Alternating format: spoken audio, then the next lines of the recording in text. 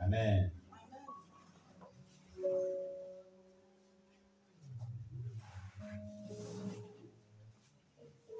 Je sève ta parole, je sève ta parole, je sève ta parole dans mon cœur.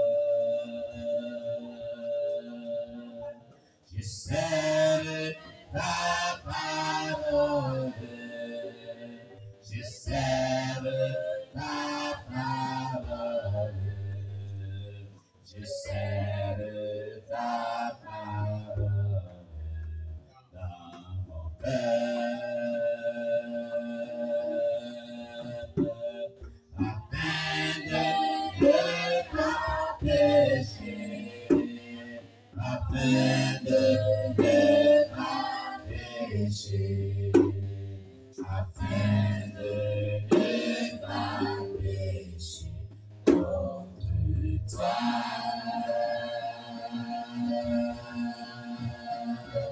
Je sève ta parole, je sève ta parole.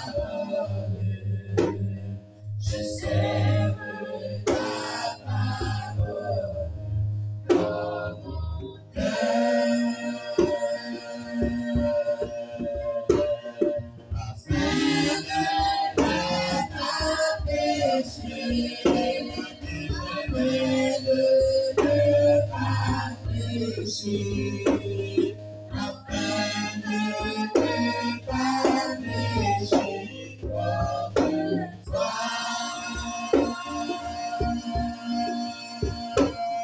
Je sais ta parole, je sais ta parole,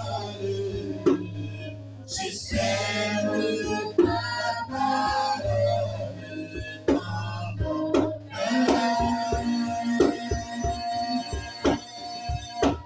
Afin de ne pas pécher, afin de ne pas pécher, afin de ne pas pécher contre toi.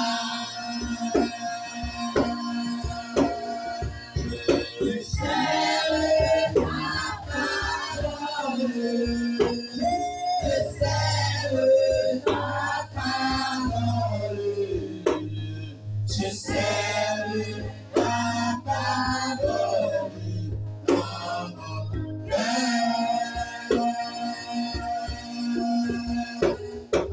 Afin de ne pas pécher, afin de ne pas pécher, afin de ne pas pécher contre toi. Je sais ta parole, je sais ta parole, je sais ta parole dans mon cœur. Afin de ne pas pécher, afin de ne pas pécher, afin de ne pas pécher contre toi.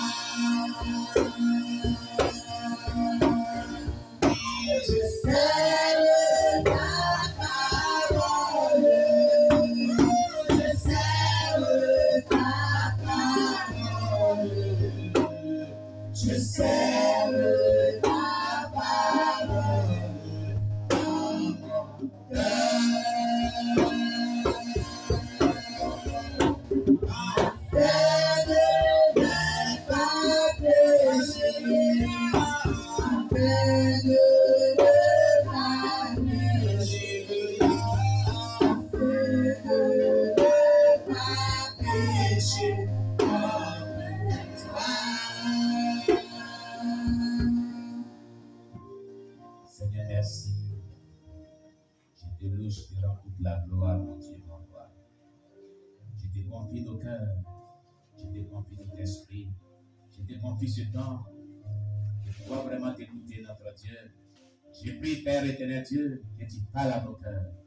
J'ai pris, Père éternel Dieu, que tu parles à notre esprit. J'ai pris, Père éternel Dieu, que tu parles à notre âme. Et que notre Dieu, notre roi, ta parole que tu as vraiment prévue pour nous en ces jours, que cette parole-là puisse nous faire du bien pour la seule gloire de ton nom. Et que tout esprit qui ne confesse pas ton nom s'éloigne de nous. Et que ta grâce surabonde au milieu de nous.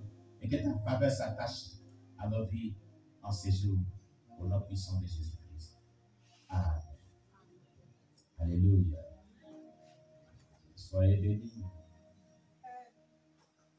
Et la paix du Seigneur surabonde dans votre vie. Alors, chers bien-aimés, nous sommes là en ce jour pour partager le message que le Seigneur a bien voulu nous donner ce jour. Amen. Alléluia. Nous sommes en train de voir une série de messages sous l'onction du Saint-Esprit. Amen. Nous allons voir la suite de ce merveilleux message. Alléluia. Que la paix du Seigneur soit avec chaque personne. Amen. Nous étions arrivés dans notre message que nous sommes en train de voir à un point très important qui était le chapitre 8 de notre série de messages, l'onction ministérielle, qui veut dire l'onction pour l'exercice du ministère. Amen. Et nous avions dit la dernière fois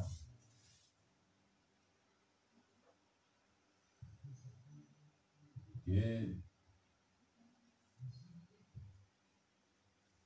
personne ne peut lui-même décider dans quel ministère il veut fonctionner.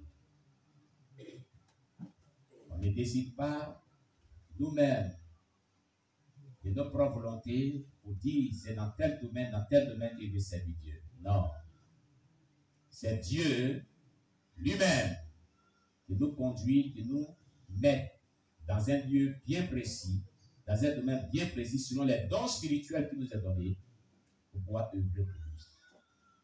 C'est pourquoi je voudrais vraiment interpeller tous ceux qui sont appelés, tous ceux qui ont un don spirituel quelconque, tous ceux que le Seigneur voudrait qu'ils puissent servir Dieu, de pouvoir demander à Dieu quel est le domaine dans lequel tu veux que tu serves, selon les dons spirituels que tu as mis en moi.